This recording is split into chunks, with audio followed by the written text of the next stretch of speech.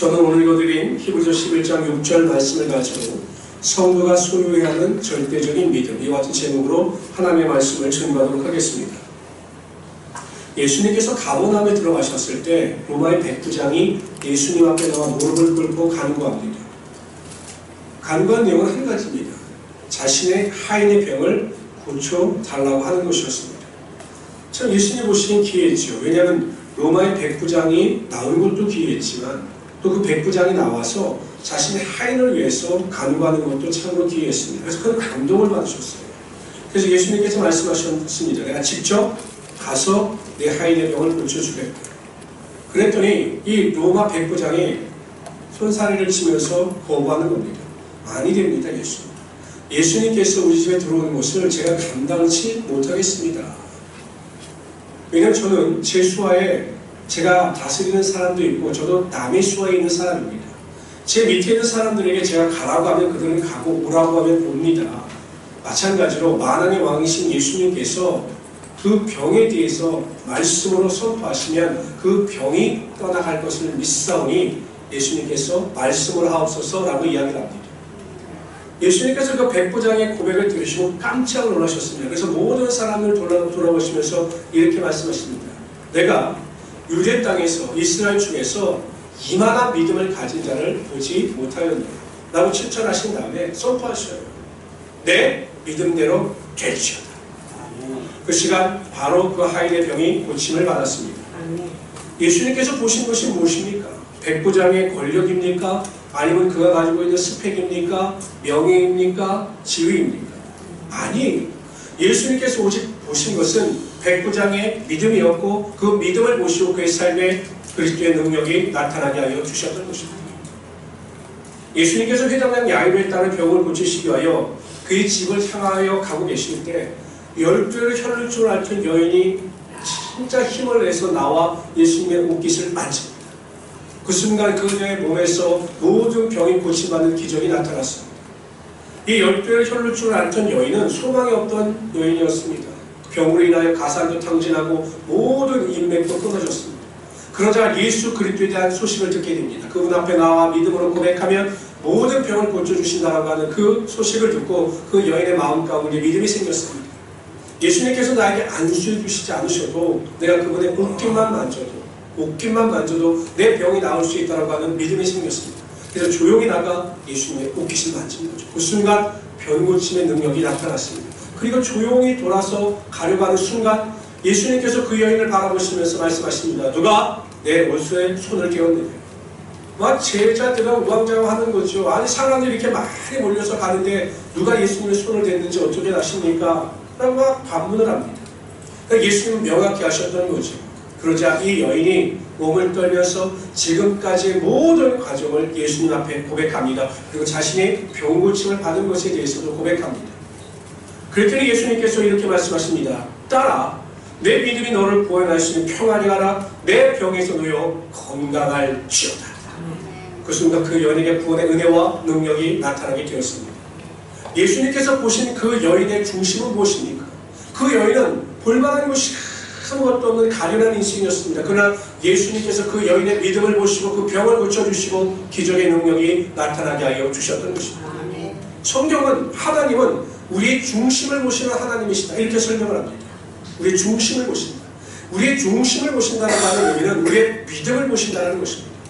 하나님께서는 여러분들이 어떠한 믿음을 가지고 있느냐에 따라 여러분의 삶을 결정 지으십니다. 여러분들이 세상에 감당치 못할 믿음을 가지고 있으면 그 믿음대로 되는 역사가 기적의 능력이 반드시 여러분 삶 가운데 나타나게 되어 있는 것입니다. 그래서 오늘 시간 우리 성도들이 성도로서 소유해야 하는 절대적인 믿음은 어떤 믿음인가에 대하여 살펴보라 함께 은혜를 나누고자 합니다. 첫 번째로 우리가 소유해야 하는 절대적인 믿음은 구원을 얻는 믿음입니다. 이 세상을 살아가는 자들에게 구원이 반드시 필요한 이유가 있어요. 여러분 제가 누누이 강조하지만 이 세상에 태어난 이상 구원 얻는 것보다 중요한 일은 없습니다. 건강을 잃어도 물질을 잃어도 세상의 모든 것을 다 잃어도 반드시 이 구원만은 얻어야 하는 것입니다. 그 이유가 어디에 있는가? 성경은 이렇게 말씀하십니다. 다 같이 읽어봅시다. 시작. 한번 죽는 것은 사람에게 정하신 것이요 그 후에는 심판이 있으리니 여러분, 사람이 죽는다는 사실에 대해서는 믿는 자들이나 믿지 않는 자들이나 다 동의합니다. 다 태어나면 다 죽어요. 그러나 죽음 이후에 어떠한 일이 일어나느냐에 따라서는 믿는 우리와 믿지 않는 자들 사이에서는 큰 차이점이 발생됩니다. 보통 믿지 않는 자들은 죽으면 끝이다 생각을 해요. 죽으면 끝이다. 그래서 우리나라가 자살률이 계속 늘어나는 것 아니겠습니까? 문제나 우울증이 다가오면 그냥 생명을 끝내면 모든 것이 끝난다 이렇게 생각을 하기 때문에 자살하는 겁니다. 근데 아니에요. 우리가 숨을 거둔다고 해서 끝나는 것이 아닙니다. 육신의 장막이 무너지는 순간, 육신의 죽음에 맞이하는 순간 그 뒤에 반드시 심판이 있다는 것입니다. 어떤 심판이냐? 그 심판의 내용은 간단합니다. 예수를 믿고 구원을 받은 자들은 심판을 받아 하나님 나라에 들어가는 것이고, 구원받지 못한 자들, 그리스도의 복음을 받아들이지 아니하여 구원받지 못한 자들은 다 지옥으로 떨어지고 만다는 것입니다. 근데 그 문제가 지옥이 살만하면 우리가 지옥에 가도 상관이 없어요. 그러나 성경이 말씀하시는 지옥은 우리가 감당할 수 없는 고통이 영원히 지속되는 곳이기 때문에 우리는 절대 지옥에 가서는 안 된다는 것입니다. 반드시 구원을 얻어 하나님의 자녀가 되고 백성이 되며 천국에 들어가야 하는 것입니다. 그럼 우리가 어떻게 구원을 얻을 수 있는가? 우리가 어떻게 하나님의 자녀가 될 수 있는가? 그것은 간단합니다. 그리스도의 복음을 믿음으로 받아들여서 살아가면 되는 것입니다. 제가 좀 더 설명해 드리겠습니다. 우리는 아담과 하와의 범죄로 말미암아 그 죄가 우리에게 유전되어 우리도 죄의 모습을 가지고 태어나는 것이죠. 예를 들면 이런 겁니다. 여러분, 소는 송아지를 낳죠. 개는 잘 모르세요. 뭘 낳는지 안 키워주셔서. 소는 송아지를 낳고 개는 강아지를 낳습니다. 이게 당연한 거예요. 당연한 이치입니다. 마찬가지로 죄인을 낳게 되어 있는 것이 이것이 죄의 유전입니다. 그렇기 때문에 우리는 태어날 때부터 죄를 가지고 이 땅에 태어나게 되어 있는 거죠. 죄인은 하나님 나라에 들어갈 수가 없기 때문에 영원히 멸망당할 수밖에 없는 겁니다. 그런데 이 죄를 해결할 수 있는 유일한 방법이 있습니다. 이 방법이 무엇이냐? 누군가가 우리의 죄를 담당하여 죄물로 죽으면 우리가 죄상을 받을 수 있는 것입니다. 그 죄를 하나님께서는 독생자 예수를 이 땅에 보내시고 육신을 입게 하신 뒤에 그에게 우리의 모든 죄를 담당하시고 십자가에서 달려 돌아가시게 하여 주셨습니다. 예수님께서 우리의 모든 죄, 온 인류의 죄를 다 담당하시어 십자가에 달려 돌아가셨기 때문에 우리는 의롭다 칭함을 받는 의인의 자리에 들어서게 된 것이죠. 뿐만 아니라 예수님께서는 죽은 지 사흘 만에 부활하심으로 죽음의 저주를 정복하심으로 예수를 믿는 모든 자들에게 영원히 사는 영생의 축복을 허락하여 주신 것입니다. 이것이 복음입니다. 이것을 온전히 믿는 자들에게는 구원이 선물로 주어지는 것이고 구원의 은혜와 능력을 통해서 하나님 나라의 소망을 두며 살아가게 되는 것이죠. 근데 여러분, 그런 생각을 하겠죠. 그러면 우리가 다 이 복음을 입으로 시인하고 고백하면 구원을 받습니까? 맞습니다. 그러나 여러분, 온전한 구원을 이룬 자들, 하나님 안에서 내가 죄인됨을 고백하고 회개하며 예수 그리스도의 은혜로만 내가 구원을 얻었다라고 믿고 신앙하는 자의 삶에는 그 은혜에 합당한 열매가 나타나게 되어 있는 것입니다. 구원을 받은 자들은 분명한 변화가 있어요. 삶의 변화가 있습니다. 생각의 변화가 있습니다. 제가 작년에 한번 말씀드렸는데, 제가 아시는 목사님이요, 갑자기 필요할 수 없고 강경으로 돌아가실 뻔하셨습니다. 다 돌아가신다고 했어요. 그래서 병원에서 응급 수술을 통해서 생명을 유지시켰습니다. 근데 방법은 하나밖에 없어요. 무엇이냐? 간을 이식받는 수밖에 없는 겁니다. 간병원. 그러니까 누군가가 간을 이식해줘야 이 목사님이 살 수가 있어요. 근데 주변에 아무리 알아봐도 이분을 위해서 간을 이식해주겠다고 하는 분들이 없는 거예요. 여러분 어떠세요? 남편이 간 이식을 해야 된다. 그럼 여러분들은 아내로서 남편에게 간을 반쯤 띄워주시겠습니까? 말은 쉽죠. 제가 보면요, 이식해주겠다라고 약속했던 형제들 중에 당일날 병원에 나타나지 않아서 이식이 취소된 병원을 제가 무수히 봤습니다. 형제가 아니고 이식을 잘 못해줘요. 이 목사님도 이식을 해줄 수 있는 사람이 없었는데 아들이 나섰습니다. 아들이. 내가 아버지의 간을 내어드리겠다. 부모가 어떻게 자식의 간을 받겠어요? 안 된다고 거부했는데 워낙 이 아들이 간곡한지라 목사님이 아들의 간을 이식을 받았어요. 그리고 젊은 아들의 간을 이식받았는지 이 목사님이 빠르게 쾌유가 되셔서 지금 목회를 건강하게 잘하고 계십니다. 이 아들이 아니었다면 목사님은 죽은 거죠. 근데 여러분 생각해 보십시오. 그 아들의 몸에 난 상처를 볼 때마다 이 아버지의 마음이 어떨까요?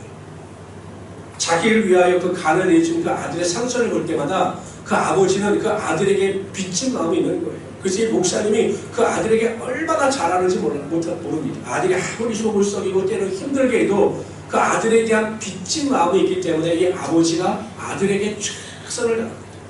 제가 왜 이런 말씀을 드립니까? 정말 내 죄를 위하여 예수님께서 십자가 달려 돌아가셨다라는 것을 온전히 믿고 입술로 고백하고 신뢰하는 자들은 예수님께 대하여 빚진 마음이 있게 되어 있는 거예요. 정말 예수님께서 만왕의 왕이신 하나님의 아들인 예수께서 나를 위하여 목지게 피 흘려 예수 십자가에 달려 돌아가셨구나 라고 하는 이 마음, 이 빚진 마음이 있기 때문에 내가 어떻게 하면 예수님을 위하여 살 것인가, 예수님을 기쁘시게 하는 삶을 살 것인가, 이것을 고민하고 갈등하면서 살아가는 것이 구원자들의 올바른 모습이라는 것입니다. 근데 이상하죠. 구원을 받았다고 하면서 성도라고 하면서 여전히 세상과 똑같이 살고 세상 사람들과 구별되지 않는 삶을 살아가는 성도들의 모습이 교회 안에는 너무나 많다는 것입니다. 그 이유가 무엇일까요? 두 가지밖에 없어요. 첫째, 구원을 받지 못했기 때문에 그런 겁니다. 입술로 내가 구원을 받았다, 성도가 되었다라고 이야기하지만 그 복음의 은혜와 능력을 인격적으로 경험하지 못했기 때문에, 구원을 경험하지 못했기 때문에 그러한 삶을 살아가는 겁니다. 아니면 정말 철회하지 덜 들어서 온전한 은혜를 체험하지 못해서 그러한 삶을 살아갈 수밖에 없는 것이죠. 성도 여러분, 저는 계속 강조합니다. 제가 목회자로서 이 자리에 존재하는 이유와 목적이 무엇일까요? 하나밖에 없어요. 여러분들에게 복음의 은혜와 능력을 전파하여 이 자리에서 예배드리는 우리 모든 성도들이 한 사람도 낙오됨이 없이 하나님 나라에 들어가게 하는 것이 하나님께서 저에게 주신 사명이고, 그러한 사명을 위해서 저는 여러분들에게 설교하고 복음을 전파해야 하는 것입니다. 우리 모든 성도님들이 다른 것은 몰라도 정말 구원 얻는 그 믿음을 통해서 한 사람도 낙오되지 아니하고 모든 성도들이 다 하나님 나라에 들어갈 수 있도록 구원의 은혜 가운데 구할 수 있는 우리 성도들이 되시기를 주님으로 축원합니다. 두 번째로요, 우리가 소유하는 절대적인 믿음은 의심을 하지 않는 믿음입니다. 하나님께서 아담과 하와를 창조하셨어요. 그리고 그들에게 절대 자유를 주십니다.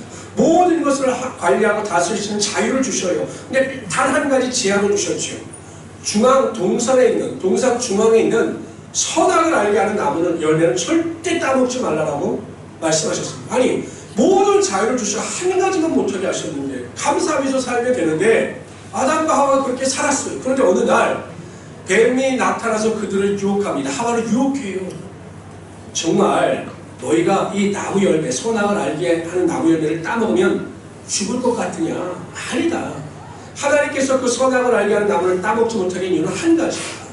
너희가 그것을 따먹는 순간 너희 눈이 밝아질 것이다. 하나님같이 될 것이다. 그래서 하나님 것을 따먹지 못하게 하는 것이다. 이렇게 유혹을 합니다. 아니, 그 전까지는 여러분 하와는 한 번도 하나님을 의심하지 않았어요. 그런데 사단이 그 뱀을 통해서 그렇게 의심의 씨앗을 뿌려놓으니 지금까지 하나님의 말씀이 다 의심스러운 거죠. 그래서 선악을 알게 하는 나무의 열매를 따먹고 범죄함으로 에덴 동산에서 쫓겨나고 말았습니다. 우리가 살아가고 있는 이 시에도 사람은 끊임없이 성도들의 마음속에 의심의 씨앗을 뿌림으로 하나님으로부터 멀어지게 만드는 것입니다. 여러분, 제대로 믿지 못하게 하고 그래서 믿음의 능력을 맛보지 못하게 하는 것이죠. 여러분, 절대로 의심하지 마시고 반드시 우리가 믿음대로 살아갈 때 하나님께서는 우리에게 상을 주시는 하나님의 계심을 믿고 선포할 수 있는 우리 성도들이 되시기를 주님으로 축원합니다. 아멘. 오늘 말씀을 다시 한번 읽어봅시다. 히브리서 11장 6절 말씀을 우리 큰 소리로 다시 한번 합독합시다. 시작. 믿음이 없이는 하나님을 기쁘시게 하지 못하나니 하나님께 나아가는 자는 반드시 그가 계신 것과 또한 그가 자기를 찾는 자들에게 하나님의 결론은 상이에요. 하나님께서는 반드시 어떠한 환경 가운데 어떠한 조건 가운데 있다 할지라도 결론은 상입니다. 하나님의 축복과 하나님의 능력입니다. 합력하여 선을 이루어 주시는 것입니다. 그런데 성도들은 자꾸 과정에 집착해요. 과정. 지금 내 삶이 힘들고 어렵고 고난이 중첩되어진 이 과정에 집중해서 정말 내가 못 살겠다, 힘들다 라고 원망하고 불평합니다. 이건 여러분 과정이에요. 과정. 하나님의 결론은 무엇입니까? 이 모든 과정이 변하여 하나님의 성이 되고 하나님께서 이 과정을 통해서 우리에게 상을 허락하여 주시다는 것입니다. 그럼 여러분들은 어떤 환경 가운데 있다 할지라도 어떤 조건 가운데 있다 할지라도 낙심하거나 의심하거나 원망하거나 불평할 필요가 없는 것이죠. 예수님께서 사역을 마치시고 제자들에게 뭐라고 말씀하셨냐면 배를 타신 다음에 바다 건너편으로 가자고 말씀하셨습니다. 그 예수님께서는 배 거물에서 베개를 메고 주무셨어요. 제자들은 룰루랄라 있습니다. 그녀는 얼마 안 가서 갑자기 바람이 불고 파도가 치면서 이 물이 배 안으로 들어오기 시작하는 겁니다. 제자들이 아무리 노력해봐도 안 되는 거예요. 그 제자들이 원망하고 불평하기 시작합니다. 두려워하기 시작합니다. 그럼 예수님 흔들어 깨워요. 그냥 흔들어 깨워서 예수님 우리가 지금 위험에 빠졌는데 뭐 우리를 도와주시고 이게 아니에요. 막 원망하고 불평합니다. 왜 우리의 죽게 된 것을 돌아보지도 않습니까? 우리 죽게 되었는데 도대체 무엇하십니까? 라고 막 원망하고 불평합니다. 예수님께서 깨어나셨어요. 그리고 바람과 바다를 꾸짖으십니다. 고요하라 잠자라. 그러자 바람과 바다가 다 잠잠해졌습니다. 그럼 여러분 여기서 한번 생각해 봅시다. 아니 제자들이 두려워하는 건 당연한 건 아니겠습니까? 막 바람이 불고 뭐 파도가 밀려드는데 이 배가 침몰할지도 모른다는 상황 속에서 당연히 두려워하고 막 애쓰는 건 당연한 건 아니겠습니까? 그렇다면 예수님께서 모든 문제를 해결하신 다음에 고생했지, 정말 무서웠지, 두려웠지 이렇게 위로를 해주셔야 되는 건 아니겠어요? 그렇지 않아요. 근데 예수님 오히려 제자들을 책망하십니다. 뭐라고 책망하시냐면 너희 믿음이 어디 있느냐? 왜 너희는 두려워하고 너희는 무서워하느냐? 이렇게 책망하셔요. 아니 위로해도 부족한데 예수님은 제자들을 책망하셔요. 왜 책망하십니까? 제자들이 고생하고 수고하고 노력했는데 왜 그들의 수고를 인정해 주시지 아니하시고 그들을 책망하십니까? 이유는 한 가지입니다. 예수님께서 배에 타시자마자 뭐라고 말씀하셨냐면 바다 전 건너편으로 가자 말씀하셨어요. 바다 건너편으로 가는 것이 예수님의 뜻입니다. 그럼 예수님은 그 뜻을 이루실 것이 분명하기 때문에 바람이 불든 파도가 치든 배가 위기에 처하든 예수님께서 말씀대로 하실 것을 믿고 감사하면서 나갔으면 그 위기 가운데 넉넉히 이길 수가 있었던 거죠. 근데 제자들은 상을 바라지 못한 겁니다. 결론을 바라지 못하고 그냥 과정에 집중해서 원망하고 불평하면서 억지로 나아가다가 예수님께 책망을 듣고 말았던 것입니다. 전혀 다른 반응을 보인 사람도 있어요. 제가 이번 주에 새벽 예배를 하다가 큰 은혜를 받은 구절이 있습니다. 다니엘서를 강의하다가 우리가 보통 생각하기에 다니엘은 기도하는 사람, 감사 기도의 대표적인 인물 이렇게 설명을 하는데 이번 주에 보니까 다니엘은 정말 대단한 믿음을 수여했던 사람이었습니다. 다니엘이 그 계략으로 사자굴에 들어가죠. 근데 이 다리오 왕이 이제 아는 겁니다. 야 이거 내가 속았구나. 그래서 그 다음날 일어나자마자 사자굴에 가서 막 다니엘을 큰 소리를 부릅니다. 그때 다니엘이 하나님께서 나를 살리셨습니다라고 고백하고 기뻐하죠. 그 내용을 이렇게 기록하고 있어요. 다 같이 읽어봅시다. 시작. 명하여 다니엘 굴에서 올리라매 그들이 다니엘을 굴에서 올리자 그의 몸이 조금도 상하지 아니하였으니 이는 그가 자기의 하나님을 믿음이었더라. 다니엘은 어떤 환경 가운데 있다 할지라도 하나님께서 자신을 구해주시고 자신에게 상을 베풀어 주실 것을 믿었습니다. 그리고 하나님은 그 다니엘을 믿음대로 그 사자굴에서 그를 구원하여 주셨던 것입니다. 성경의 말씀뿐만 아니라 제가 목회자로서 목회를 하면서 경험하고 확신하는 것은 하나님은 한 번도 저를 실망시키신 적이 없다는 것입니다. 제가 아무리 큰 고난과 환난과 어려움을 만난다 할지라도 하나님은 그 고난과 환난이 복이 되게 하셨고 고난과 환난을 통해서 소망을 주셨고 주의 상을 베풀어 주셨기 때문에 제가 자신있게 여러분들에게 선포할 수 있는 것은 여러분들이 어떠한 환경 가운데 있다 할지라도 하나님은 반드시 여러분의 믿음을 통해서 하나님의 상이 여러분 삶 가운데 임하게 하여 주시는 것입니다. 그래서 저는 우리 모든 성도님들이 어찌하든지 간에 의심하지 마시고 나에게 반드시 상을 주시는 하나님이심을 믿고 긍정적인 믿음을 가지고 소망 가운데 살아가시는 하나님의 귀한 성도를 되시기를 주님으로 축원합니다. 성경은 결론적으로 이렇게 말씀하셔요. 너희 중에 누가 아들이 떡을 달라 하면 돌을 주며 생선을 달라 하면 뱀을 줄 사람이 있겠느냐. 너희가 악한 자라도 자식에게 좋은 것을 줄 알거든 하물며 하늘에 계신 너희 아버지께서 구하는 자들에게 좋은 것을 주시지 않겠느냐. 하나님은 항상 우리에게 좋은 것을 주시는 하나님이십니다. 저는 어떤 환경 가운데 있다 할지라도요 절대 의심하지 마시고 불평하지 마시고 낙심하지 마시고 소망 가운데 넉넉히 이기며 살아갈 수 있는 우리 성도들이 되시기를 주님의 이름으로 축원합니다. 세 번째로요, 우리가 소유하는 절대적인 믿음은 순종하는 믿음입니다. 신명기 28장에 보면 순종과 불순종으로 나타나는 신앙의 결과에 대해서 설명하십니다. 순종하는 자들에겐 축복이 임하고 불순종하는 자들에겐 저주가 임한다. 이렇게 분명히 말씀하십니다. 한번 읽어봅시다. 신명기 28장 1절 2절을 먼저 읽읍시다. 시작. 내가 오늘날 내게 명하는 그 모든 명령을 지켜야하며 내 하나님 여호와께서 너를 세계모든 민족 위에 뛰어나게 하실 것이라. 내가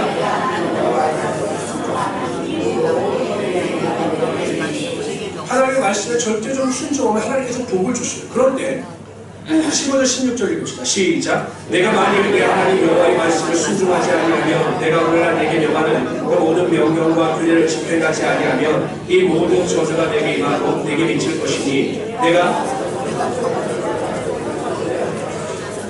성경 분명히 말씀하십니다. 순종하면 하나님의 축복을 받을 것이고 불순종하면 하나님의 저주가 임할 것이다. 그런데 여러분 생각해 보십시오. 여기서 이렇게 예배 드린 여러분들이 이 사실에 대해서 이 진리에 대해서 모르는 분들 계십니까? 하나님 말씀에 순종한 복을 받고 하나님 말씀에 불순종한 저주를 받는다. 모르는 분들 계셔요? 없어요. 없는데 여전히 순종하는 분들이 있는가 하면 여전히 불순종하는 분들이 있어요. 그 이유가 무엇일까? 아니 다 아는데 왜 안 될까? 제가 곰곰이 생각해보니 몇 가지 이유가 있습니다. 첫째, 탐심 때문에 불순종하는 거예요. 하나님께서 사무엘을 통해서 사울 왕에게 아말렉 족속의 모든 생명이 있는 것을 다 멸하라고 명령하십니다. 근데 사울 왕이 가보니까 가축도 튼실하고 좋지요. 많은 것도 있죠. 이것을 없애기가 너무 아까운 겁니다. 탐심이 들어가는 거죠. 그래서 불순종하여 그 모든 가축 중에 좋은 것을 살려둡니다. 나중에 사무엘에게 책망을 줬습니다. 순종이 제사보다 낫고 드는 것이 수양의 기름보다 낫습니다 라고 책망을 들어요. 이 탐심 때문에 순종하지 못하는 거예요. 우리가 살아가는 이 세상도 마찬가지입니다. 결국 세상을 더 사랑하기 때문에 세상에 대한 탐심 때문에 하나님의 말씀에 순종하지 못하는 분들이 많이 있어요. 물질에 대한 욕심 때문에 제대로 신앙생활을 못하는 분들 많이 있습니다. 그렇게 건면하고 말씀을 드려도 여러분 주일날 그 장사에서 몇 푼 더 벌겠다고 예배를 안 나오는 분들이 꽤 많아요. 세상의 즐거움 때문에 여러분 예배를 희생하고 예배생활 제대로 못하는 분들이 얼마나 많습니다. 이 탐심이거든요. 탐심 때문에 하나님의 말씀에 절대적으로 순종하지 못하는 거죠. 두 번째, 왜 순종하지 못하느냐? 나태하고 게으르기 때문에 제대로 순종하지 못하는 것입니다. 의지가 박약한 거죠. 저는 가끔 깜짝 놀랄 때가 뭐냐? 왜 주일 예배 못 나오셨습니까? 늦잠 때문에 못 나왔다는 거예요. 늦잠 때문에. 이게 말이 됩니까? 늦잠 때문에 직장 안 가시는 분들 계셔요? 아니잖아요. 아니 직장은 꼭 출근하시면서 교회는 왜 늦잠 때문에 못 나오십니까? 왜 지각하십니까? 이게 나태와 게으름 때문에 순종하지 못하는 겁니다. 세 번째, 순종할 마음이 아예 없는 분들도 계셔요. 성경은 분명히 뭐라고 말씀하십니까? 원수를 사랑하라고 말씀하셨어요. 그리고 사랑하는 척이라도 해야 되는데 아니야 내려놔. 난 사랑을 못한다는 거예요. 원수를 사랑하는 것이 불가능한, 이건 순종할 마음이 없다는 거죠. 다양한 이유로 우리가 순종을 하지 못하는, 그런데 제가 보기엔 가장 큰 이유, 순종하지 못하는 가장 큰 이유는 무엇이냐면 내가 순종했을 때 그 순종함으로 인하여 하나님의 큰 능력과 축복을 경험하지 못했기 때문에 그래요. 여호수아는 순종의 사람입니다. 가나안 땅을 정복할 때 철저하게 하나님의 말씀에 순종하여 그 순종함으로 가나안 땅을 정복해요. 그런데 이 여호수아가 어떻게 축복의 사람이 될 수 있었고 순종의 사람이 될 수 있었는가? 한 가지예요. 여러분 그 강을 건너 요단강을 건너서 가나안 땅의 첫 번째 공격한 성이 여리고성입니다. 그때 하나님께서는 이 여호수아에게 철저히 순종을 가르치셨어요. 너희가 할 것은 아무것도 없다. 너네 성을 돌아라. 그리고 마지막 때에는 7바퀴를 돈 뒤에 나팔을 불 때 크게 소리쳐요. 그러면 성이 무너질 것이다. 이 말도 안 되는 소리죠. 근데 그렇게 하니 성이 무너지더라고요. 이 여호수아의 마음속에 믿음이 생긴 겁니다. 아하! 내 생각이나 판단을 다 내려놓고 순종하면 하나님께서 반드시 축복하여 주시고 능력이 나타나게 하여 주시는구나. 이것을 믿었기 때문에 여호수아가 모든 일에 철저하게 순종하며 살아갈 수 있었던 것입니다. 쉬지 말고 기도하라 라는 명령에 순종하여 기도의 능력을 맛본 성도들은요 항상 기도의 사람으로 변화되게 되어 있습니다. 범사에 감사하라라고 하는 이 명령에 순종하여 어떤 환경 가운데 있다 할지라도 하나님께 감사함으로 말미암아 하나님의 능력을 맛본 성도들은 모든 일에 넉넉히 감사하며 살아갈 수 있게 되는 것입니다. 우리가 순종하지 못하는 이유가 무엇입니까? 능력을 경험하지 못했기 때문입니다. 한번 순종해 보십시오. 미련할 만큼 한번 순종해 보십시오. 나의 생각이나 감정이나 판단이나 유익을 다 내려놓고 성경 말씀대로 순종하고 살아갈 수 있도록 최선을 다해 보시기 바랍니다. 그러면 반드시 하나님께서 하늘의 문을 여시고 하나님께서 예비하신 놀라운 복이 여러분의 삶 가운데 임하게 하여 주실 것입니다. 저는 이 골목식당이라고 하는 프로그램을 자주 보거든요. 그때 저는 이 백종원 씨를 보면 참 답답할 것 같아요. 왜냐하면 어떻게 하면 장사가 잘 되고 어떻게 하면 이게 맛이 좋아지는 걸 뻔히 아는데 그 사람들 중에는 그 말을 절대적으로 듣지 않고 그 말하는 대로 행하지 않아서 뻔한 결과가 나오는 그 사람들을 보면 답답할 것 같아요.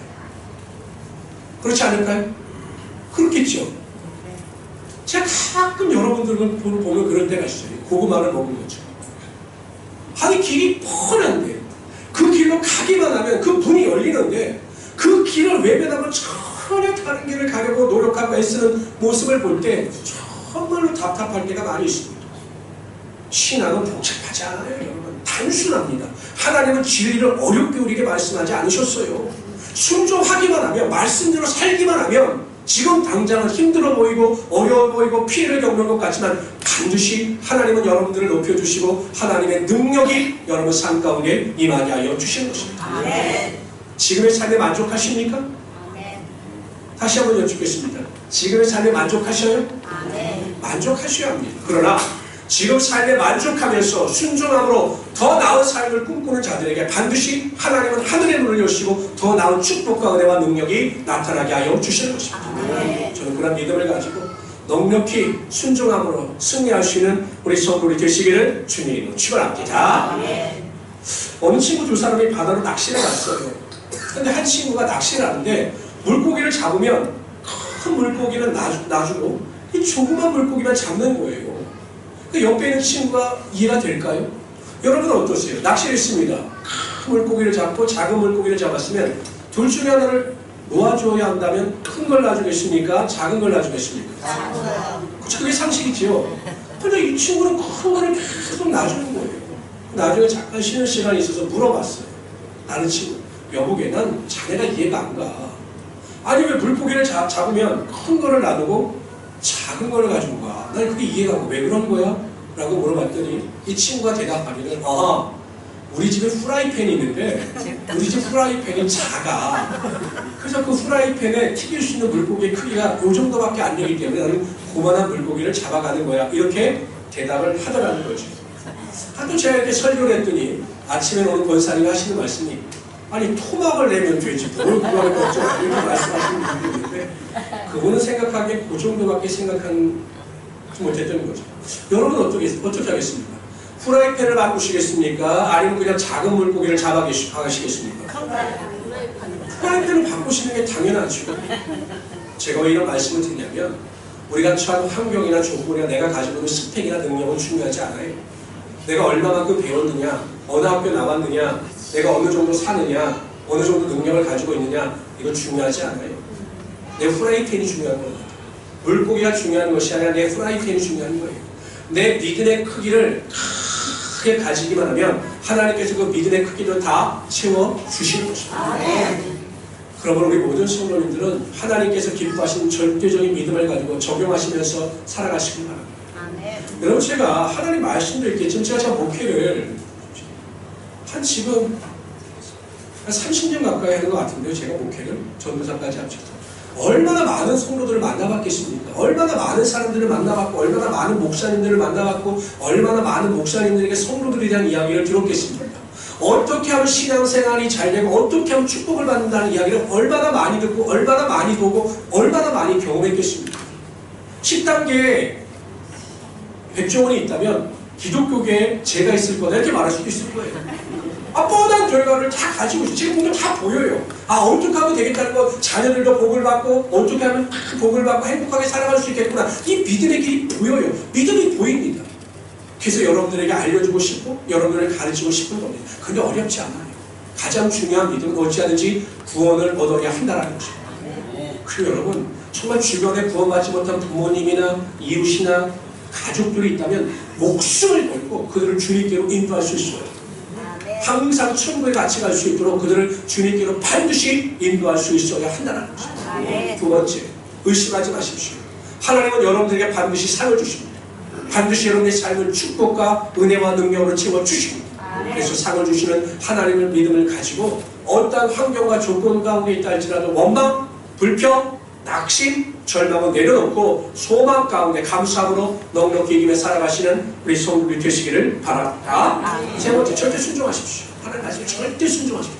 한 달 동안, 아니 일주일만이라도 한번 하나님의 말씀대로 살고자 작정하시고 한번 그렇게 살아갈 수 있도록 최선을 다해 보시기를 바랍니다. 그럼 반드시 하나님께서 복의 복을 더하여 주시는 것입니다. 제가 생각보다 잘 안 되는 것 중에 하나가 굉장히 제가 성격이 급해요. 급합니다. 그리고 우리는 굉장히 빨라요. 그래서 때로는 인내하지 못할 때가 있어서 제가 지난 한 주간 동안은 하나님, 제가 하나님의 말씀대로 살기를 원하는데 모든 일에 인내하고 온유하며 자비함을 가지고 살아가게 해주십시오라고 기도하고 실천사항을 정했습니다. 어떻게 이거를 실천할 것인가 라고 정하고 실천하는 것이 운전할 때입니다. 운전할 때. 이렇게 운전을 하면서 예전에는 막 누가 끼면 아우 저 사람 왜 저래? 막 이랬는데 요즘에 운전을 하면서 항상 아하 급하구나, 아하 빨리 가야 되는구나 하니까 마음이 굉장히 느긋해져요. 그러니까 결국 신앙은 훈련이에요. 그러니까 여러분들, 내가 일주일 동안만이라도 정말 하나님 말씀에 순종해야 되겠다. 내가 절대 화를 내지 말아야 되겠다. 아내에게, 남편에게 절대 화를 내지 말아야 되겠다. 자녀들에게 화를 내지 말아야 되겠다 하면 결단하시고 온유의 사람이 한번 되어보시기 바랍니다. 내가 일주일 동안은 기도의 사람이 되어봐야 되겠다. 목사님 말씀하시는 대로 매일 정말 아무리 바쁘더라도 20분 이상씩 한번 기도해봐야 되겠다 라고 기도의 사람이 되어보시기 바랍니다. 아니면 감사의 사람이 되시려면 작정해 보십시오. 예배의 사람이 되시려면 작정해 보십시오. 그러면 반드시 하나님께서 그 순종의 본을 통해서 여러분의 삶에 하나님의 은혜와 능력이 나타나게 하여 주실 것입니다. 이런 믿음을 가지고 승리하시는 우리 귀한 성도들이 되시기를 주님으로 축원합니다. 기도합시다.